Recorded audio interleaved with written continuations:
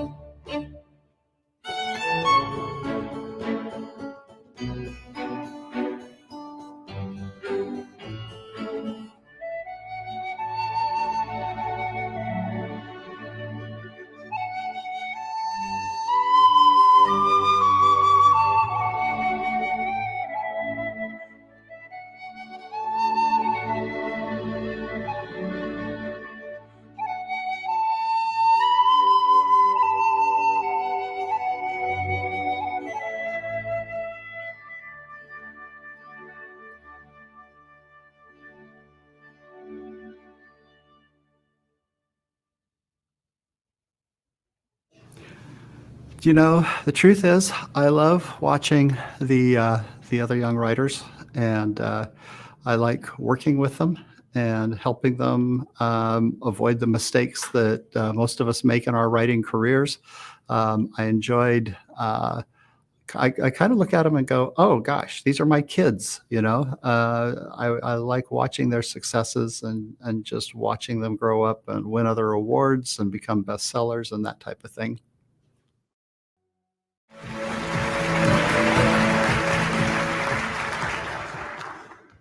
Among our past writing winners, whether they be finalists or Gold Award winners, many have gone on to great success. Some have gone on to become bestsellers, and some have won the greatest honors in the field. Tonight's winning writers will continue that great tradition. The Golden Pen Award will give an added boost to one of our winners, and we're thrilled to present that honor now. The Writers of the Future winner of the Golden Pen Award and grand prize check for $5,000 goes to the writer of the story. Did they give you the? No, I don't have it. You have it? Here we go.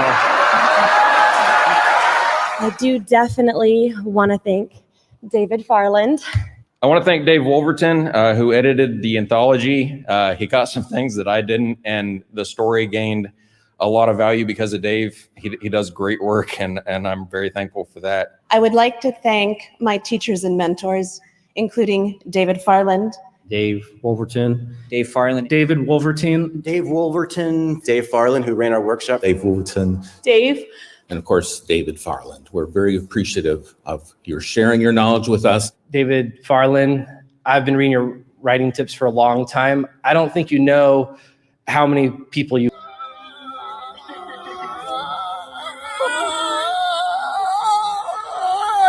go for a grandpa ride. Now, shall we sing another song? Home, home, home. Little baby rabbit was a good friend of mine. Mother and father, brothers and sisters used to come around all the time. He came down to our house just for a couple of days. And oh, he made me smile so much that I wish he could have stayed.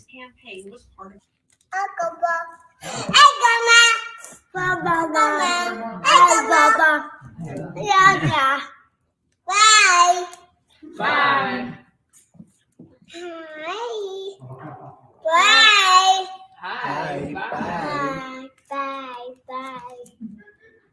Bye. Bye. Bye. Go. Go.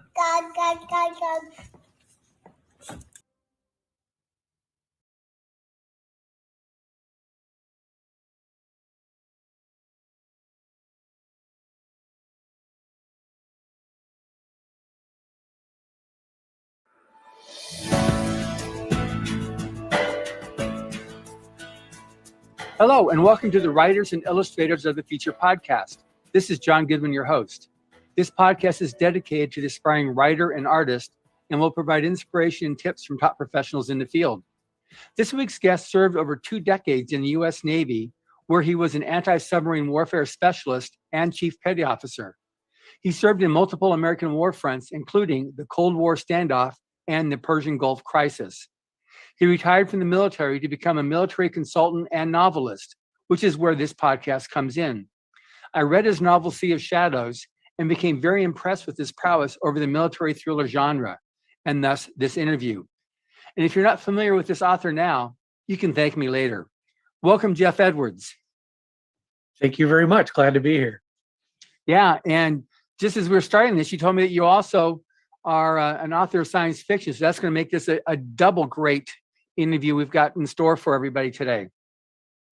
So your story, Sea of Shadows, is probably the most intense military thriller I've ever read. So how'd you come about, first of all, becoming a writer, and then we'll get into that one there, but how'd you end up becoming, like I said, an author? Well, it's my father grew up during the Depression, and his father died when my dad was very young. And my father basically worked from the time he could walk. He was cutting kindling and delivering firewood and just doing whatever he could to help support his family. He didn't have much in the way of a traditional childhood. So when he had children of his own and it came time to tell us bedtime stories, he didn't actually know very many stories. So he used to make up stories about a chocolate milk drinking bear named Oliver and his best friend, a little boy named Charlie. Now, my dad's name was Charles Oliver Edwards, and it took me years to figure out that my dad's 2 main characters were both named after himself. But my father died when I was young as well. I was about 7, and about a year after my father died, I was telling an Oliver the Bear story to my younger brother, and I suddenly realized I couldn't remember how it ended. And I realized if I didn't write those stories down, I was going to lose them. So I started writing down my father's Oliver the Bear stories, and that was the beginning. And I've been writing ever since. And you were how old then? I was about 7.5, 8 years old. Wow. So this has been virtually a lifetime of endeavor for yourself. Yeah, it took me quite a lot. Yes, it has. It took me, another 2.5, 3 decades to actually write my first novel, to finish my first novel. I had many, many, many false starts, but I kind of knew where I wanted to go when I was about 7, 8 years old. Wow. And then, so you actually had, was it 20 years or more in the military? 23. 23 years. So how'd that fit in there? Because you knew you wanted to become a writer, but then obviously you ended up in the Navy. That also kind of a little bit ties back in with my father. I grew up in Savannah, Georgia, and I used to like to go down to the waterfront with my dad and stand down there on the wharfs. And Savannah is a big seaport. A lot of people don't know that. But I would see ships disappear over the horizon, and I would ask my dad where they were going. And he said he didn't know. He said they could be going to Europe or Asia or, just up the coast to North Carolina or something. He said there's no way for us to know where they're going, but they're going out there. And I always wanted to go out there. So at some point, after having read Robert Louis Stevenson and Edward L. Beach and writers of of naval fiction and everything else, I thought it would be great if my career could somehow combine the two things that I loved, which is the sea and writing. So I went to sea to learn about the sea and to teach myself how to write. Wow. I guess that was a definite practical application of wanting to learn what you're writing about, to actually serve in the military, anti-submarine warfare, and on two theaters, at least multiple theaters of wartime experience. So now on your show, I want to get right into this one here. Then we'll jump over to science fiction. But on your story, I mean, there's a lot of realism to it, and I was amazed at, you know, your characters. It's almost like reading just a regular journal of activity going on. Obviously, there's a lot of intensity connected with it, but the folks they're like regular folks, you know, that are in there. The military personnel, the civilians. They're all like just what you'd read in a newspaper article. Is there some, I guess, design to doing it like that? Well, the short answer to the question is yes, there absolutely is. The slightly longer answer to the question is this: I had no desire whatsoever to write military fiction. I was writing science fiction detective stories. I had actually just finished my first one. I finished my first science fiction detective novel, Dome City Blues, and my agent was shopping it around New York. And every time my agent walked in the door with this manuscript, and acquisitions editors got a look at my credentials, they said, "Why isn't this guy writing military thrillers? He's an expert in anti-submarine warfare. It's like, this guy chases submarines for a living, and that's pretty damn cool. Why isn't he writing about that?" So my agent, Don Gerard, the late Don Gerard, he's passed away a few years ago. A lovely, lovely man. He came to me and said, "That's an excellent question. Why aren't you writing military thrillers?" He said, I know you love them. I've seen your bookshelf. You got Edward L. Beach and Robert Louis Stevenson and Tom Clancy and Dale Brown and Michael D. Mercurio. He said, "You got shelves full of that stuff. I know you love it. Why aren't you writing it?" And I said, "I don't know what I can bring to this genre that hasn't already been done before. I don't want to take something that everybody else is already doing and repeat it." I could not see how I could write anything that would compete with Tom Clancy or James Cobb or somebody like that. So I basically said, I don't want to go there. And so my editor, I'm sorry, not my editor, my agent, after about a year and a half, maybe a year and a half of bugging me to try writing a military thriller, he finally contacts me and he says, "I'll make you a deal." He said, "If you'll write me 10 pages of a military thriller, as God is my witness, I will never ask you for page number 11 if you don't want to write it." He said, "If you want to get me off your back, just write me 10 honest pages of a military thriller. I will never ask for page number 11. So my ship had just pulled into, I think, I always forget, it was United Arab Emirates. I always forget if it was Abu Dhabi or Dubai. It was one of those two places. And I had basically 72 hours off where I didn't have to do anything. And we had pulled in on a Friday, and I had the Friday off, and I had the Saturday and Sunday off. I didn't have anything to do. And I thought, I'm just going to go sit down. I'm going to bang out 10 quick pages to shut Dawn up. And then I'm going to go out and buy some shawarma and go walk around and do cool stuff like that.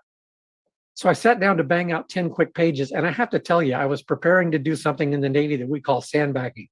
Sandbagging is when you don't give somebody your best work, because I honestly didn't want to write a military thriller. And I was afraid that if I did good work, he was going to kind of push me into writing the rest of the story.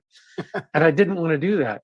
So I sat down to bang out 10 quick pages. And frankly, my plan was to write 10 pages of crap just to get him off my back. And about 19 hours later, I'd worked almost completely around the clock. I finally went to bed. I was about 80 pages into the manuscript and completely in love with it, because what I had discovered that I could do that I had never seen before was exactly the thing that you hit on, that you spotted in my story, which is that I could tell a story about ordinary men and women working together to do extraordinary things. There's generally kind of a figure in military thriller novels. I call him the guy. He's generally got perfect teeth and washboard abs, and he can defuse a bomb and fly an F-18 and shoot like a sniper and fight like Jet Li. And I was in the Navy 23 years. I never met that guy. What I met were a lot of ordinary people who worked their butts off and sometimes really hung their lives over the edge to accomplish the mission and do the things that they thought were important. So I decided to write books about those people, and I've been doing it ever since. Wow.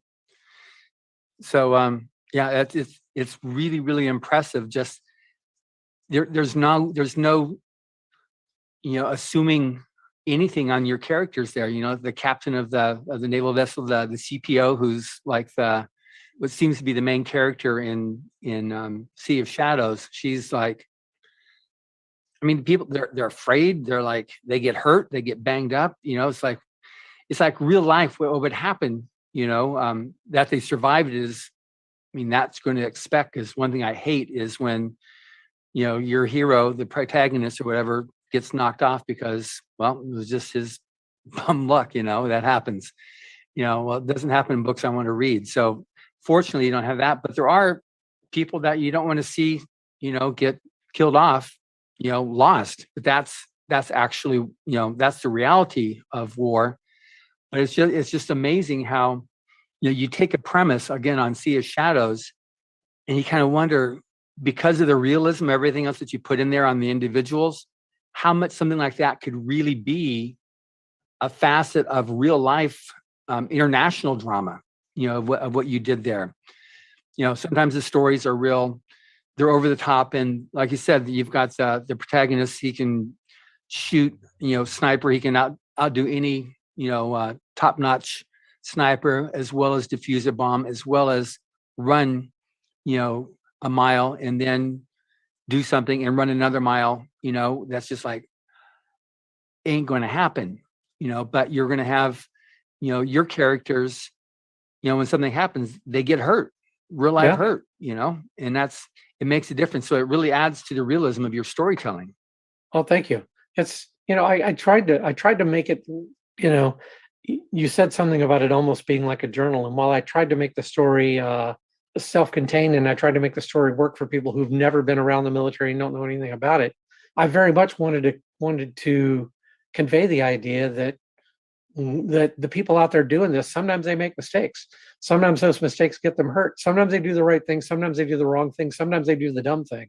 It's just that's how it works. Mm-hmm. And I think I've seen too many movies and read too many books where the main characters are they're flawless. They're paragons of brilliance and bravery and everything else. And I don't know, the real people I served with they got scared. Sometimes you're so scared your knees are shaking, but you step up and do the job because, courage isn't the absence of fear. It's the determination that some things are more important than fear.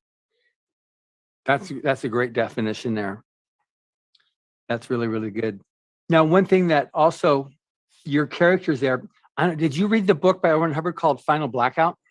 I'm about halfway done with Final Blackout, and I'm loving it. I've always thought of kind of as Battlefield Earth as being L. Ron Hubbard's masterpiece. But I have to tell you, there's a case to be made for the fact that even though this is not kind of an epic sci-fi novel the way that one is in terms of length and scope and grandeur and everything, but just in terms of the quality of the story and kind of the socio-political dynamics and everything else, this is right there in the running with it. Yeah, it's interesting how he talks about, because he wrote the book before World War II, and then he did an intro to it after World War II, and which qualified it as science fiction, because World War II hadn't happened yet when this war took place.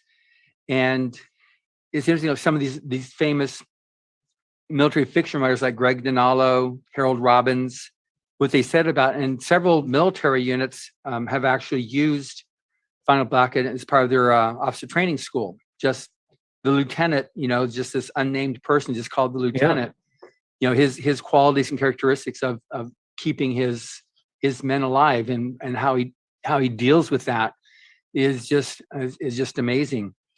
But it's interesting how he's like, he dedicated to the men and officers with whom I served in World War II, first phase, 1941 to 1945. So it's one of my favorite military fiction stories. And I've read, the same authors that you mentioned as well. But this is one he was accused. I don't know if you also noticed in the intro that he wrote, he was accused of being a communist, a fascist. He's accused of all kinds of things because of how he wrote it, because it was just for him. The lieutenant was there. His job was to keep his men alive, and that was paramount to anything else. And he didn't think too kindly of the career officers. He also saw what happened there, and he wrote quite a bit about too with what happened in Pearl Harbor with those in charge not following their own policy on how to deal with situations when you've got negotiations happening with hostile forces. Well, I was just going to say, I don't remember the exact figure, but I remember reading a book. I think the title was Silent Service, and it was about the history of U.S. submarines at war. And in the book, and I've never actually independently looked up this little factoid, but it sounds like it's true, and I'm thinking that it probably is. And with 5 minutes of research, we could probably confirm it. But the book suggested that shortly after the outbreak of World War II, of the U.S. getting into World War II, not the initial hostilities, prior to the U.S. involvement, but shortly after the U.S. got involved in World War II, within the first few months, they had to relieve about 40% of their submarine skippers, of their submarine captains, because it turns out that people who are perfect officers in peacetime and perfect administrators and trainers and everything else sometimes are not very good at actually rolling their sleeves up and getting the job done when it comes time to fight. And so it's interesting that you can have people, including admirals and generals, who built a perfectly sterling career and everything looks great on paper. And then when it comes time to actually make contact with the enemy, it all falls apart. Yeah, no, it's true. And that's unfortunately, what happened. But I'm sure it'd be very easy to document. You're talking about the thing on, like, you were obviously anti-submarine, and that's one thing that L. Ron Hubbard was as well. He was there off of Port Orchard there on the West Coast, dealing with the German submarines, German U-boats right there that were attacking and sinking ships. And that never really made a whole lot of popular coverage by the media, because nobody wanted to know that the enemy was off our shores. But people were much more comfortable with the idea that the enemy was in the Atlantic. Yeah. And so as a lieutenant, I don't know if you saw any of the photos that we have in that where he was captain of I did, of a destroyer. Yep. Yep. He's a tin can sailor like me, except I was never captain. Yeah. So he was and he definitely wrote about his engagements off of off the shore there in Oregon and Washington, just with the U-boats. And so did you actually have then, the type of U-boats you talked about in your Sea of Shadows, those were intense. So is that the technology that's currently in use now? Actually, the ones that I wrote about, Type 212s and Type 214s, have actually been outpaced by newer technologies yet. The book's got a few years on it now. But yeah, that's there was a period of time where diesel submarines was all there were. Diesel. Every navy in the world built and fought with diesel submarines, and that had submarines. And then the U.S. with the Nautilus, and started building nuclear submarines. And suddenly nuclear submarines were it. If you didn't have nuclear submarines, diesel submarines couldn't stay down very long. They didn't have very long legs. They couldn't run very long. So there were all these things that were kind of against them. So diesel submarines, non-nuclear conventional submarines, started to kind of become a joke. And somewhere around, I'm going to say, the mid 90s, the Germans the Germans and a couple of countries actually, among other than the Sweden, started to develop diesel submarines with many of the same technologies that were used aboard nuclear submarines. And they started to develop air independent propulsion systems and hydrogen fuel cell technology and all kinds of things. And suddenly we found ourselves up against a generation of new diesel submarines that were far quieter than anything we had any experience with, that could run longer, run deeper, run longer, stay down longer, And it became, in some cases, almost functionally transparent, the difference between going up against a nuclear fast attack submarine and a diesel fast attack submarine. So yeah, those submarines that I wrote about in the book were cutting edge at the time. They're even more advanced than that now. There's some scary stuff out there. Wow, I mean, that was plenty scary there.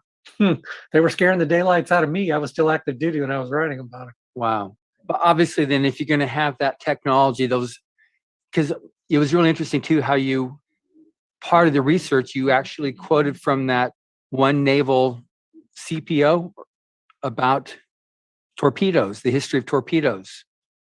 Was that a pseudonym for yourself? That was a pseudonym for myself. I was wondering if that's what that was. That was that David M. Hardy. In later books in the series, he actually has retired from the Navy and he's gotten his PhD. So he's consulting for the National Center on Strategic Analysis or something like that later in the book, later in the series. But there was an interesting thing as I was writing the book, and when I first started working on the book, that wasn't in there. And my agent, after having read maybe the first third of the manuscript, he said, "There's just so much cool stuff in here about torpedoes. Wouldn't it be great if we could actually show how they got to be as scary and dangerous as they are?" And so we started talking about that. And then we talked about Bertolt Brecht and Brechtian alienation. And we talked about Michael Crichton, because Michael Crichton was like the master of Brechtian alienation. You'd be reading a Michael Crichton novel, and then suddenly, say you're reading, say, the Andromeda Strain. You're reading about all these people carrying out actions and doing things, and the actions are moving forward. And then you get a 2-page report right there in the manuscript on the history of Project Scoop, and this satellite program. And then you're reading along for another chapter, and then you get a 3-page report about how certain medications diffuse across the blood-brain membrane and things of that nature. And all of those things played into the story. And it's one of those things where if you read them, they added a little bit of knowledge to to the rest of the story. And if you skipped over them entirely, the story still worked. But having them in there added this verisimilitude. It's like, wow, here's this real stuff right in the middle of this fiction novel. Isn't this kind of wild? And you can read it or not read it, depending on what your choice is. So we decided to try that because we'd never seen anybody do that in military fiction before. And that ultimately ended up kind of becoming my trademark. So it's like in every military book I've written now, there's a fiction thread and a nonfiction thread. And by the time you get to the end of the nonfiction thread, you've got all kinds of information that kind of backfills some of the technologies about the fiction thread, if you're interested and if you read them.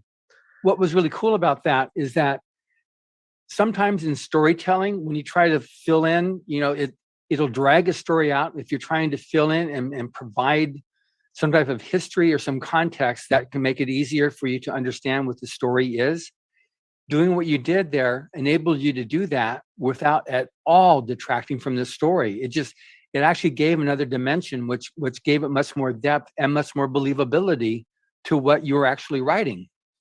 Well, thank you very much. The interesting thing is about the nonfiction chapters is other than the name of the person they're attributed to, which that's a pseudonym that I created for myself, like you said, other than the fictional character they're attributed to, every word in there is as true as I could possibly make it. It's based on the best research I can do and the best sources I could lay hands on, and interviews and historical documents and historical accounts and things of that nature.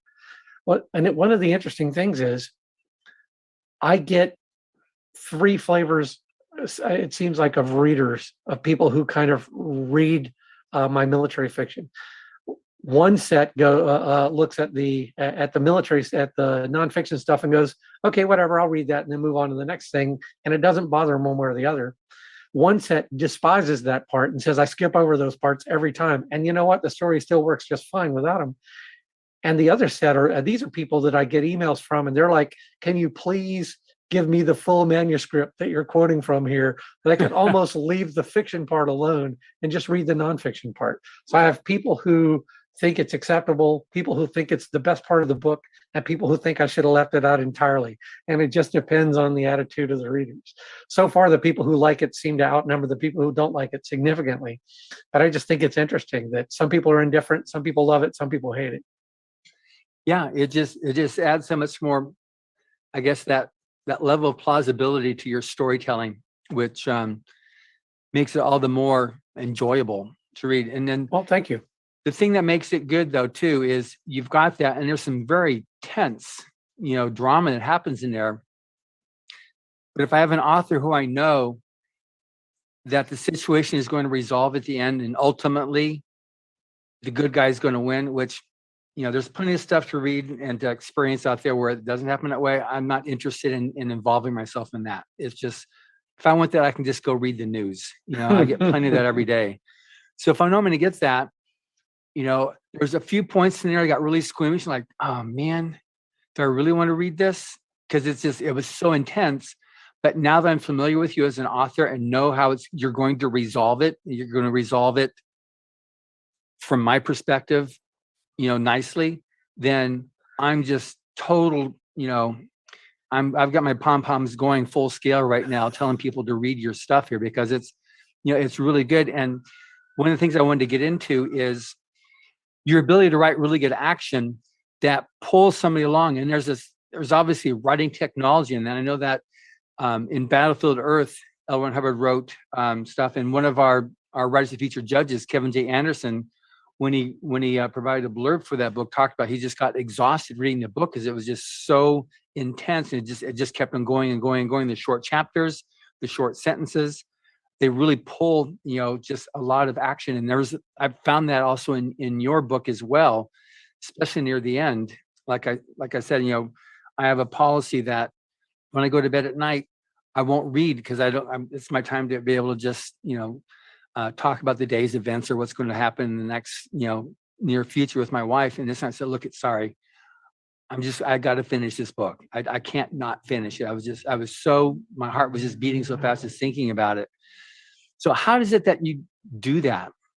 Because you definitely do it. And I want thank you people very much. listening to this for aspiring writers to know that there's a definite technology to writing that the long sentences, the long paragraphs will like slow you down a little bit. And you can kind of okay, you can use that to catch your breath. And here, you've got the short chapters, you've got the short sentences, just the high action that you did there.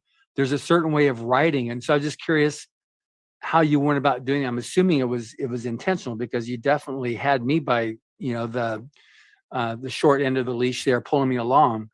But how you came about doing that? I think to some degree, I was thinking in terms of, and this is going to sound strange, I was thinking in terms of military communications when I was doing that, which is to say that, when you're on a sound-powered phone circuit or a radio circuit or something like that, and nothing is happening, and your ship's in no immediate danger, and your peacetime steaming, and nothing significant seems to be going on at that moment other than you're kind of keeping the watch and everything, your communications tend to be very relaxed. Your sentence delivery can be slow and long, and you can have irrelevancies built in, and you can end up talking about the weather and the football game and the problem you're having with the transmission in your car, and things of that nature. And it's like you're communicating in one particular fashion. And then as soon as things start to heat up, communications become shorter and more direct and absolutely more descriptive and more accurate. They become tremendously more concise. You've got to get out the right amount of information as quickly as possible and then pay attention to other things. So because that's kind of the way communication happens, in a warfare environment, you go from kind of this slow, methodically paced thing to suddenly the communication's moving very quickly. I decided to do that same kind of thing with my sentence structure. If you look in the chapters where there's no immediate threat and people are going through kind of routine things, the average sentence length is longer, the average length of the paragraph is longer. The chapters are still pretty short. That's kind of I tend to write short chapters. I don't know why, I just kind of do. No, it's cool. But I think it's because I never want to bore you, and I always want to give you a good place to stop if you need to go, feed the cat or do the laundry or something. But I think I've always been trying to write in such a way that you can tell from the structure of the sentences and the structure of the paragraphs how much trouble you're in. So when they start getting shorter and faster and more kind of frenetic, That's because the world is is moving faster and things are happening fast. And it just seems to work. I don't know why. It does. Well, you're mirroring real life for sure. And you're right. You don't have time for the, and how's the family, and is the car still giving you problems there? Is that, you had that little pole on the left side there. It's like, no, you got the torpedoes coming in right now. Yeah. Suddenly your communication amounts to check your six. And so it's like, you end up in a different world. Yeah. And it's interesting too, some of the different slang and jargon that you use in there is different than Hollywood. And that's one thing I found very interesting. It's, with a few notable exceptions, most of the slang and the pro words, the code words and stuff that I use in there are pretty reflective of what actually happens in the fleet. There are a few pro words that I wanted to use, code phrases I wanted to use, that are actually protected by NATO and stuff. So I had to come up with alternatives. For instance, the term sledgehammer as it gets used in the story, and the term anvil as it gets used in the story. Those are substitutes for terms that are actually where the term itself is protected by NATO or protected by tactical doctrine. I don't know if you noticed on the back of the acknowledgments page, there's or not the acknowledgments page, on the copyright page, there's a statement that it's been reviewed by the Department of Defense and Security Office and what have you, and cleared for publication. Every book that I write, every piece of military fiction that I write, because I maintain an active clearance and stuff, has to get cleared by DoD and has to get cleared by the Pentagon. So I'm pretty careful about what I do there. And every once in a while they'll come back and they'll say, well, this piece over here isn't technically classified, but we'd really rather you didn't say that. Can we come up with an alternative?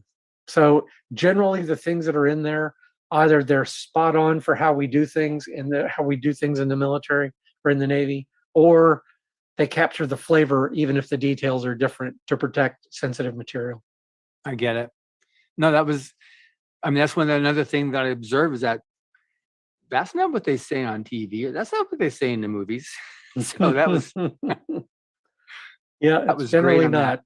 So what do you write for it? Because you write nonfiction as well as the fiction. So you write the nonfiction for the, is it just the Navy, or is it for military in general, or? At the moment, the consulting work that I'm doing doesn't involve that kind of writing anymore. I used to write tactical publications, tactical warfare publications for anti-mine warfare and anti-submarine warfare. It's funny, one of the ways that some of those documents get written and some of that doctrine gets written is they used to do what they called ASW pizza parties, which they would bring in really, really, really smart tactical thinkers on anti-submarine warfare. And they would sit down for 3 weeks and they would hash out, okay, we think our procedures need to include this and this and this and this and this and this piece over here. Then we should do that. We should report it over here. This is how we should verify the accuracy of our sensors. This is how this is our alternate form of communication when our primary form of communication isn't working, whatever, all these details. And they would put them into this giant, basically massive document. And the good news is everything you wanted was in there. The bad news is it was written by 30 people and it looked like it was written by 30 people. It was an absolute mishmash of styles.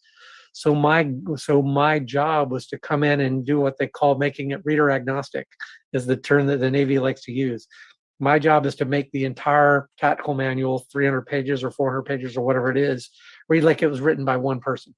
So my job is to distill all these different ideas and communicate them clearly and consistently and everything else. So I spent a great deal of time writing tactical manuals for the Navy, mostly for anti-mine warfare and anti-submarine warfare. But like your story came up with, things change. So imagine even what you had back then and the book you wrote with Sea of Shadows, that's now totally antiquated technology too, in terms of tactics for dealing with it. Yeah, absolutely. Well, first of all, the tactics that are in that book, I kind of made them up just because the last thing in the world I want to do is give the bad guys give enemies of the United States a look at our playbook. But again, it's one of those things where while the details are wrong, the flavor's right. It's like anybody who knows anti-submarine warfare will generally look at what I've written and go, that's not how we do it.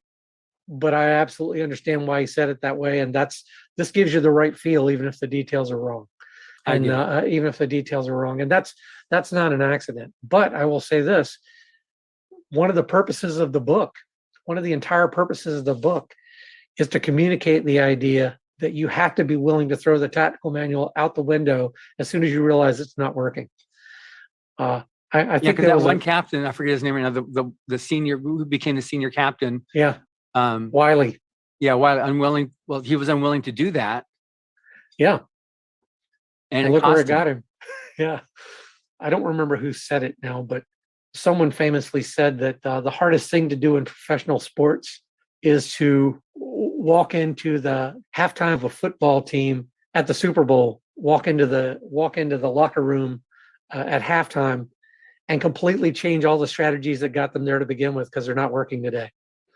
And it's like they've spent the entire season fighting to get to this moment, and now everything that they've trained themselves to do isn't working, and they're going to have to play the second half as a completely different game, or they're not going to win. And one of the hardest things to do is to throw out everything that worked yesterday and last week and the week before. But sometimes you got to do that, as the tagline on the book cover says. Sometimes the only way to survive is to change the rules. Yeah, I mean, it was a very good, demonstration of that. And I realized, again, based upon how Owen Hubbard wrote in his Final Blackout, that, that was something that he dealt with as well back then in the 40s. Somebody said, okay, this is a procedure, we stick to it. And then if you're going to live, though, you can't follow those procedures if they're not working. Yeah. So, the nonfiction you write now, so you were writing stuff for the Navy. So what type of nonfiction do you write now? Well, now I mostly write reports, and they mostly reports having to do with cybersecurity compliance for combat systems. So not nearly as interesting as what I was doing before, but in terms of the writing part, it isn't. But it's vital work, and I mean, that's and where it's it's at right now. challenging. Cybersecurity is absolutely that where the playing field is. Yep. And moving into space, both my wife and I are honorary commanders of the Space Force, which they have one of their main bases here in Los Angeles. That's very cool. And it's just amazing what's happening. We were there at the event where they unveiled the new logo, and we've been to some of the different briefings. And it's just, I mean, that is, Star Trek said it's space is the final frontier, but it really is. Whoever controls space controls the planet. Well, have you seen anything about my latest novel, The Damocles not. Agenda? So what Just is to it? give you a clue, Yeah. the tagline is "Space is the ultimate high ground." Wow. Okay, good. Everybody listening, so you're gonna read Sea of Shadows, but now what's this other one now that I've not read that I've got to read now? It's called The Damocles Agenda. The Damocles Agenda. I did see that. It's about weaponizing the International Space Station. Wow. Okay, fine. Because they just had this thing just happened, last week, the week before, with Russia sending out and blowing up one of its satellites. Yep. So they say, well, it's just testing it, but it's just, you have the various posturing that's going on and what's happening right now with the posturing with Ukraine. It's definitely a real playing field that people need to deal with. It's what you're doing there in the cybersecurity, but also how that translates into satellite cybersecurity too is crazily important. You're practically telegraphing the storyline of the Damocles Agenda right now, up to and including the posturing in Ukraine and the satellite stuff and cybersecurity and all of it. Wow. Okay. I'm closed. I'm hooked. Okay, good. All right. So now we did talk briefly about Battlefield. So you also, in addition to writing nonfiction and your military fiction, you also write science fiction. I've not read any of your science fiction, but you had mentioned that you're familiar with Battlefield Earth. So Yep. What type of science fiction do you write? Well, the two novels that I've written that are clearly science fiction are both kind of cyberpunk. They're looks at crime and law enforcement about 50 years into the future. Well, about 40 years into the future now. And dropping. Yeah, that time's catching up with me. Real life's catching up with me. But they're basically about they're kind of pseudo dystopian cyberpunk. The rich get richer, the poor get poorer. New technology grafted on over old, and the ecosystem being continually ravaged by not being properly taken care of and things like that. But in Right. the end, they're basically neo-noir. They're basically noir novels with a science fiction cyberpunk setting. I would argue that depending on how you squint your eyes, that even though it's a military thriller, that the Damocles agenda is science fiction as well, in that it's writing about, some things that are scientifically feasible but that haven't been done yet, and applications of technologies that have not yet been seen in the real world, although they exist, but they haven't been seen, in action in the real world, and kind of how those things can alter the possible future of humanity. So, Yeah, it's interesting you say that because you mentioned Michael Crichton. He never wrote anything but science fiction, and yeah, some of the other military fiction where they write these high-tech warships and planes and stuff, that by definition is science fiction. They didn't get marketed as science fiction, but they Right. actually were science fiction. yeah, it depends on, like I say, it depends on how you hold your head and squint your eyes. Yeah, exactly. The interesting thing is, and this is kind of an odd thing as an author that I've discovered that I have two completely different readerships. I have readers who think I should write science fiction all the time and leave the military stuff alone. I have readers who think I should write military fiction all the time and leave the science fiction alone. There's not a lot of crossover between my two audiences. I really thought that, given the fact that I do have there are certain elements of my style that carry through in everything that I write, and there are certain techniques that I use that are kind of signatures of mine. And I really kind of always assumed that if I hooked people in one genre, that most of the same people would go over and read the other genre. But it turns out that that's not true. It turns out that my science fiction fans are my science fiction fans, and my military fans are my military fans. And there's not a lot of crossover between those two groups. Wow. Because it is interesting how a lot of times military fiction, at least the futuristic technology, is science fiction, but it never gets marketed. So people don't realize it and recognize it as science fiction, even though that's what it is, near future science fiction. Yep. And a lot of times science fiction, because it's set so far into the future, could actually be military fiction, but because it's so far in the future, it's easy to keep it into that category of science fiction. Yeah. I completely agree. Yeah, the ray guns and the spaceships and whatnot. Okay, that's not military fiction. That's science fiction. But yet, Star Trek is military fiction. If you just break it down, but because it's so far in the future, it gets continued to be relegated as strictly science fiction. Yeah, and it's also military fiction is also science fiction when you take into account the fact that we're building ray guns, we're building or not so much ray guns, we're building combat quality lasers, and we're building rail guns, and we're building the technologies that 50 years ago were absolute pie in the sky. Yeah. Or the fact that other than the fact that there's not a human on board, an intercontinental ballistic missile is a spacecraft. Yeah. It flies a very similar path to what the first American astronaut did. Our very first launch was a suborbital, and didn't even get into orbit. And but it's like that's kind of the path that an ICBM takes.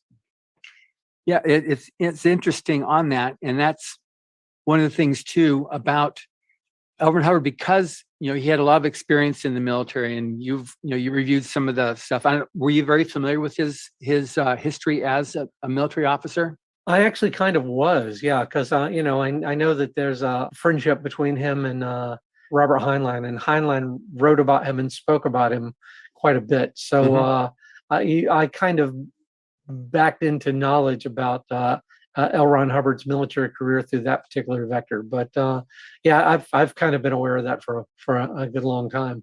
Yeah, and one thing they talked about was a lot of his fellow science fiction writers back in what became known as the golden age of science fiction were themselves the research scientists, the rocket scientists. They were the ones that were like taking these concepts that were first made known in science fiction and translating that into the real world, into the rockets, into the technologies, which then led to what we're seeing now. I completely agree. Some of the photos that I've got from Mr. Hubbard when he was at a science fiction convention in 1940, I think it was 42, in Toronto, the first TourCon, and there were the various other people in that photo with him. They were all themselves rocket scientists of the day, like Willie Lay. And so it's just interesting. These were the ones who were very much like Frank Wilson, Murray Leinster. These were all top scientists of the day who were also writing science fiction. Yeah. You know, so they were both conceiving it and writing about it. Yes. So now you read Battlefield Earth. What was your thought of that one there? Because that's the book that he wrote just before launching Writers of the Future. I just think that book is a lot of fun. It's a great deal of fun. It's like, you know, I mean, how many times in history have we seen an alien invasion story where the aliens come in, they're on the planet, we're fighting them and everything else, and at the last minute we manage to stave off the invasion, and you know, and humanity. But this is a case of humanity is utterly defeated. You know, I mean, as Tarl famously says right in the opening line, man is an endangered species. It's like at that stage of the game, we're, you know, humanity we're like rats in the sewers. It's like we're of no consequence whatsoever to the Cyclos and to the galactic community or empire or hegemony or whatever it is you want to call it at all. We're of zero consequence. We're not even of any consequence on our own planet. And watching basically humanity rise from something approaching savagery and learn the culture and technologies of other races and grab a foothold and climb back into ascendancy again it's just good fun. And it's one of those things where some of the chapters you just end up cheering, you know? Yeah, it definitely did that. And it was, I mean, it's definitely good. Like yourself. I mean, there's definite scenes in there where what's going to happen is just, I mean, it starts off on the wrong foot with humanity. Oh, you know, yeah. They got toasted. And we're now it starts off 1,000 years in the future. And, you know, taking back the planet and the whole thing, and how the hero Johnny considers himself the last Air Force, you know, he was the last person because he saw the cadets, you know, what they did there at the Air Force Academy, you know, so many years ago. But again, it's, you know, you definitely get his attitude towards the military, Hubbard's attitude towards the military in his fiction that he writes. He very much respects the military, and off and on the officers, but more so on the actual, maybe the lower officers, like, you know, like he was a lieutenant, but the non-coms, and that they're the ones that really are the ones that will ultimately wage the war. And it's their bravery, it's their honesty, it's their integrity that will ultimately win the day or not. Yep. You get that pretty loud and clear in his stories. And I get that pretty loud and clear in your stories too. Well, I completely agree. It's funny. I've served under officers that, you know, first of all, let me say this, and you'll hear me use this. If you read my work, you'll see this metaphor more than once. I believe that a good and reasonable member of the military is someone who has no desire whatsoever to fight. It's like being a firefighter. You know, it's like being a firefighter. You train to put out fires. You think about putting out fires. You study putting out fires. You know, you check your gear. You keep yourself in physical condition for it. You practice it. But nobody's sitting around the fire station saying, gee, I wish something catches on fire tonight. And if they do, they're not the people you want on your team.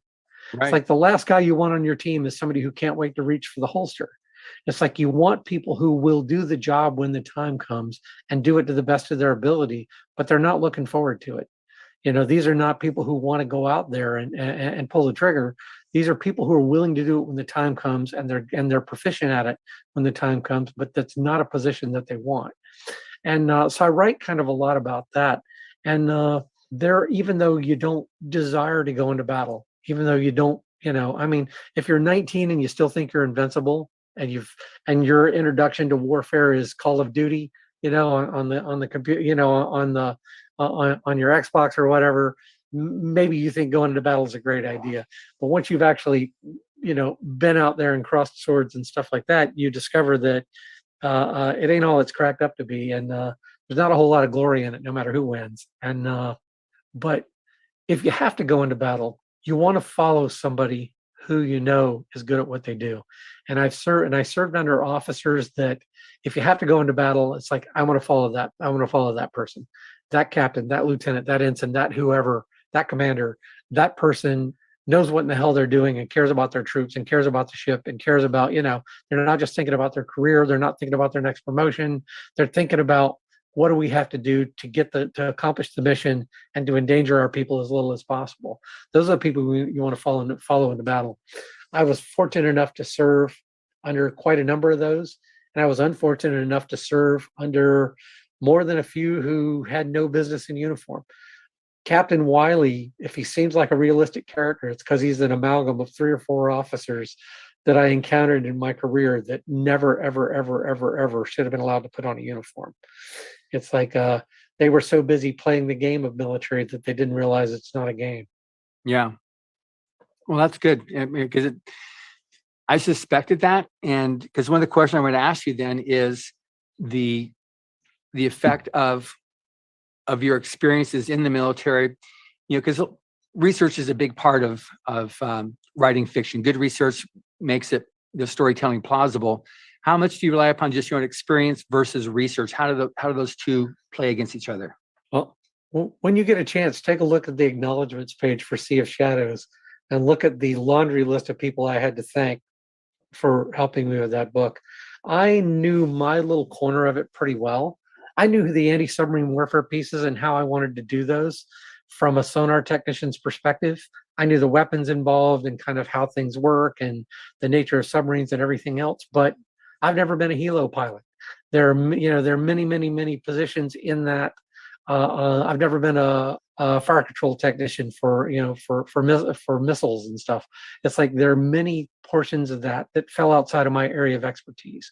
So I would say that the book that I wrote is 20% personal knowledge and experience and 80% research and talking to people who are smarter than I am. Well, that's good to know. That's good, and that makes sense. And anybody listening to this thing here too, that's just an important thing too. Just another example with Hubbard, he wrote a book about the Coast Guard. It was a great story, He just figured I can just whip it out, so he wrote it, and it didn't sell. He said, "What the heck?" So then he actually went and researched and went and talked to the Coast Guard, went on one of their patrol boats and saw how it worked and got the similar type thing where you've got the officers who were there, no business, wearing a uniform. And he did his research, and then he wrote the book, and it became very, very successful. But it's just the need to actually research, even if it's something that you're generally familiar with, important to research and get the details as related, like you said, to the helo pilot. You saw it enough, but that doesn't mean actually what goes on in there and all the different intricacies of that, which is no reason to assume it'd be any less intricate than what you had with your anti-sub warfare that you did. So it's I think that's really important. Now, you've obviously obtained success as a writer. So any advice you've got for aspiring writers as regards to pitfalls you would have appreciated someone's timely advice before you tripped into it? I would say the best advice that I can give to anybody, other than don't give up the dream, and that's the best piece of advice that I have for anybody, because it's one of those. Writing is a marathon, not a sprint. It's one of those things where you can have 3,000 rejections and they don't matter as soon as you get the first acceptance. That's the first thing. It's like keep polishing your craft and learning and everything else. But the other thing is always look for people before you ever submit your book to an editor, before you ever show your book to an agent or anything else. Get yourself a cadre of readers who can look you in the eye and tell you that your kids are ugly. I have a group, I call them my advanced readers, my advanced reader group. Some people call them beta readers. I have a group and the number varies. It's usually between 15 and 20 people or so that I can depend on to tell me, dude, this totally isn't working. And oh, by the way, you misspelled so-and-so. Do you realize that the spelling of that person's name changed between chapter 9 and chapter 10? And this part totally didn't work for me. And I hate that character. And why in the world would X character do this thing over here? And because I work with people who are capable of looking me in the eye and telling me that my kids are ugly, they help me correct things that I was never going to find myself. They help me find pacing issues and character motivation issues and things like that. Get yourself a group of beta readers. Now, before you get yourself that group of beta readers, that comes later. That comes after you finish the novel, after you finish your novel, after you've taken it as far as you can get, and you need people to give you honest. Before you get to that point, if you haven't finished the novel yet, you need an entirely different kind of reader. You need a reader that's going to pat you on the back and say, good boy, keep going. And the reason is because the easiest thing in the world to do is quit halfway through a novel if you don't think it's working. And every single book I've ever written, there's been a point in the story where I went, this is the one that doesn't work. This is the one I have to throw in the trash can and start over from scratch. This is the one that's completely failing. I'm never going to get there. I'm not going to finish this novel. And if I do, it's going to be crap. I have to push through that every time. I can't be working at that stage when I'm first writing the novel and when it's kicking my butt, when the idiosyncrasies of the book are still kicking my butt. I can't be around people who are going to tell me that my kids are ugly. I need everybody to tell me that my children are the most talented little darlings that they could possibly be, which is why I show my work to very few people until I've finished a complete first draft. My wife sees it ahead of time because she's got a good sense for how to help me correct problems without breaking my spirit. Once I've finished the first draft, beat the crap out of it. Let's figure out what's wrong with it and fix it. But during that stage where I'm not sure I can finish the book, that's when I need encouragement rather than honesty. Later on, after I've finished the book, I need brutal honesty. Tell me what doesn't work. Tell me what stinks. And if it sucks, how can I make it suck less? And luckily, I've been very fortunate to build up a group of kind of mostly the same people who are perfectly willing to tell me why a book doesn't work for them. And because of that, and you'll see that I tend to thank them in the acknowledgments page of my book, they tend to make me look like a much better writer than I actually am, because they spot 6,000 things between them that I never would have spotted myself.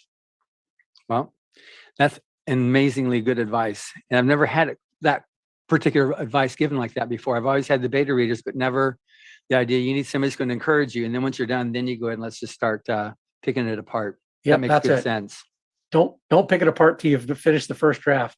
You know, Good. Before then, you're liable to walk away. At least I am. Yeah. Well, that's good. A lot of people have walked away from that first book and never went back to it. So that's very good advice. Well, we've already gone through an hour. It's amazing. I knew this would happen. I just knew it would happen. So for someone to be able to find out about you, what would you recommend? I mean, I'm definitely recommending, which I've been saying all along throughout this interview, Sea of Shadows, but anything else that you would recommend for someone to discover the works of Jeff Edwards? Well, if people lean more towards science fiction, I would recommend probably either Dome City Blues or Angel City Blues. Or maybe if they just want to dabble their toes and find out what I'm like and they don't want to invest in an entire novel, I wrote a short story called Postcards from the Moon, which, by the way, touches on some of the writers you talked about, including Willie Lay. But it's a little piece of short fiction. It's probably, the audiobook's about 30 minutes long. You know, it's just a few thousand words. So if you want to dabble your toes and find out whether or not I'm any good, that's a good way to do it cheaply. I think you can get the ebook for about 99 cents and find out in 20 minutes whether or not I'm worth your time. If you're more into military fiction, I would recommend basically just pick up any one of them. It's, while I do write the books in a certain order, and while there are certain kind of jokes and connections that will come through if you start at the beginning, chronologically, my military thrillers are Sea of Shadows, The Seventh Angel, Sword of Shiva, Steel Wind, and The Damocles Agenda. But honestly, you could read the books in any order that you want to. It's not one of those things where you have to read book number 2 before you understand book number 3. I like to tell my wife I write every book from the theory that nobody's ever going to want to read another book by me. So I have to try to give you your the whole meal, dessert and vegetables and everything all in one package. So every book that I've written can stand by itself. So pick up any one of those and run with it if you're interested in military fiction. Or, and this is one more thing that I like to say, which is that I don't actually recommend reading my books because I think the author is an idiot, but I do recommend buying my books because it's a great investment, so just buy some, put them on the shelf. They look really pretty. Don't bother to read them. Well, I'll take it the next step. I said, definitely, if you're going to buy it, then definitely read it because it's going to be worth your while. Well, And thank they you. find sir. you by going to jeffedwards.com? Yep, Excellent. absolutely. And if they can't remember that, just Google Jeff Edwards. I'm Good. usually the first thing that pops up. Excellent. Well, thank you very much, Jeff. It has been an absolute pleasure. And thank you for listening. Subscribe to the Writers of the Future podcast wherever you get your podcasts. We've also been syndicated on the United Public Radio Network, where you can find these podcasts as well. Writers and Illustrators of the Future are contests created by L. Ron Hubbard to provide a means for the aspiring writer and artist to be seen and acknowledged. It is free to enter and open to amateur short story writers and artists of science fiction or fantasy. Again, thank you very much, Jeff. Thank you.